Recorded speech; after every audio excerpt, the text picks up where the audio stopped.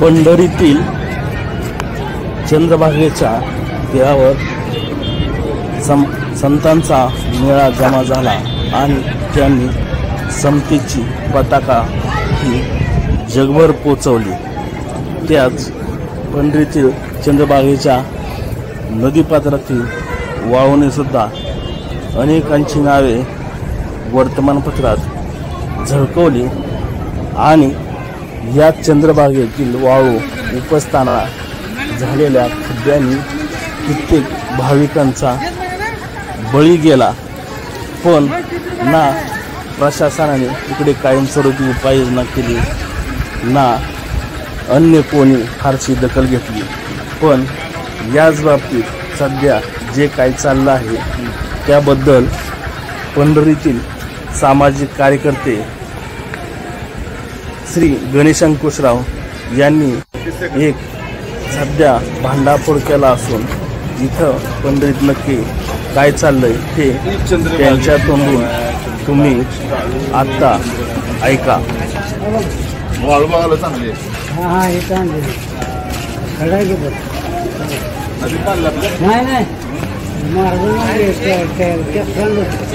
नदी आम्ही किती भरली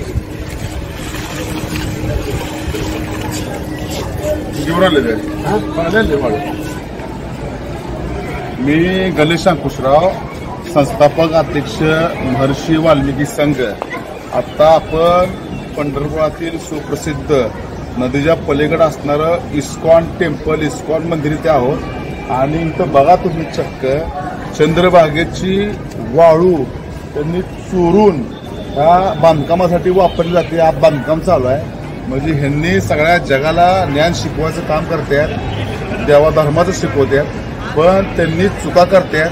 तेच प्रत्यक्षात ह्या चंद्रभागेचं वस्त्रहरण करून ह्या चंद्रभागेची वाळू चोरी करून ह्या ठिक्यामध्ये भरली जाते। ही बघा तुम्ही इथं काय इथनं ह्या माध्यमातून ह्यांची बांधकामं चालू आहे। एवढं मोठं बांधकाम ही पूर्णपणे चंद्रभागेच्या वाळू चोरीतनं झालेलं ही बांधकाम आहे आणि शासन यांच्याकडे का दुर्लक्ष करतंय?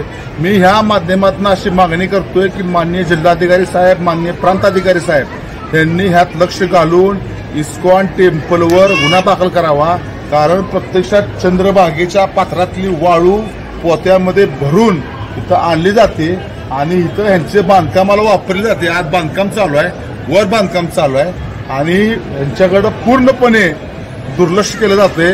दुर्लक्ष का केलं जाते तर महाराष्ट्राचे माजी मुख्यमंत्री उद्धव ठाकरे, जेवढं मंत्रिमंडळ आहे, एकनाथ शिंदे असतील किंवा जेवढं आताचं सुद्धा मंत्रिमंडळ तिथं भेटीत त्यांनी दिलेले असतात, तिथं आरत्या केलेल्या असतात। त्यामुळं मंत्र्यांचे वशिले आहेत का असा गैरसमज अधिकाऱ्यांचा होतो आणि त्यामुळं अधिकारी सुद्धा त्यांच्यावर कारवाई करत नाही।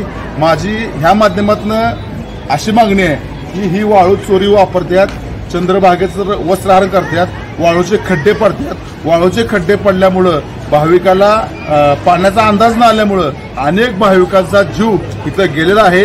लवकरात लवकर इस्कॉन टेम्पलवर वाळू चोरीचा गुन्हा दाखल करून ह्यांच्यावर कठोर कारवाई करावी, अन्यथा आम्हाला महर्षी वाल्मिकी संघाच्या वतीनं तीव्र आंदोलन करावं लागेल। जय हिंद, जय वाल्मिकी, जय राघोजी।